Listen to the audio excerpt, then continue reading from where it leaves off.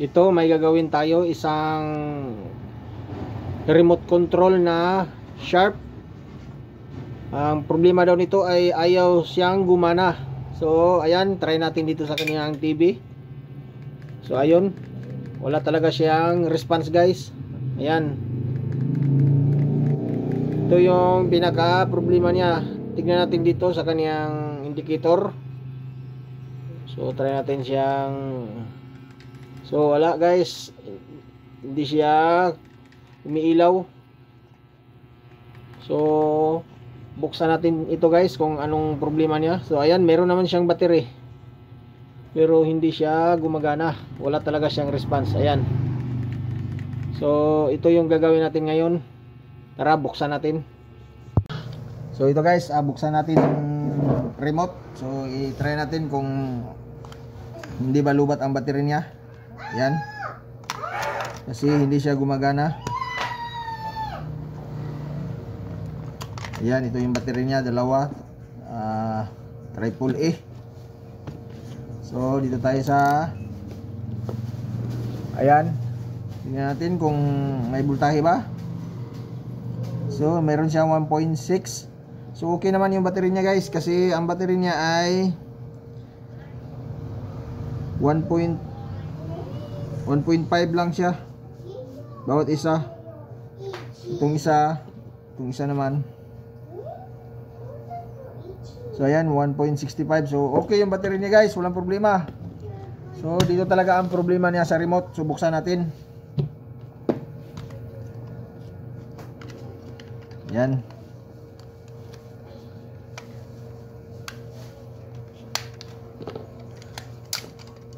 So ito.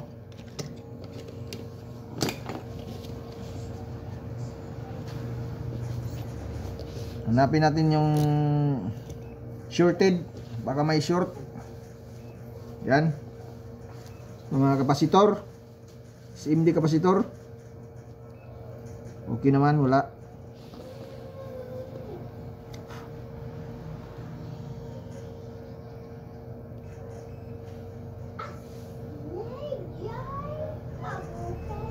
Ito may short. Ito short, parang short ito. Yan, short. Ayan, shorted oh.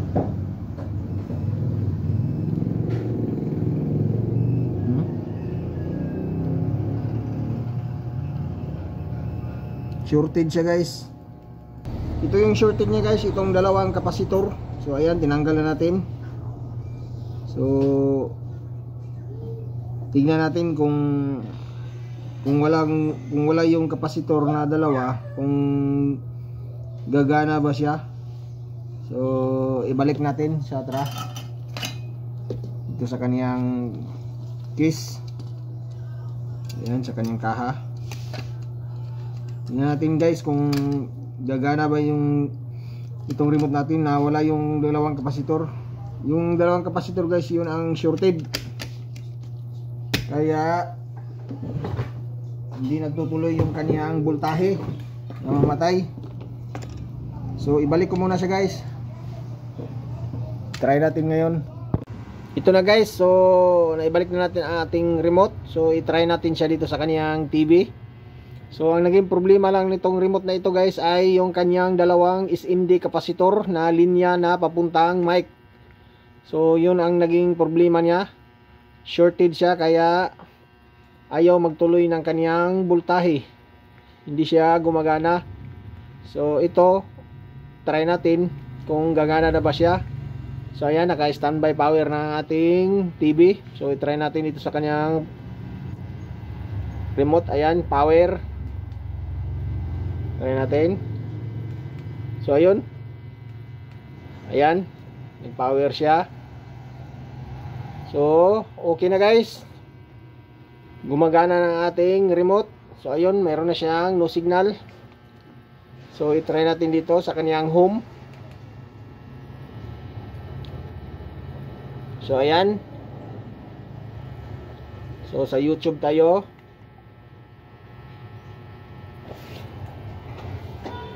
Enter.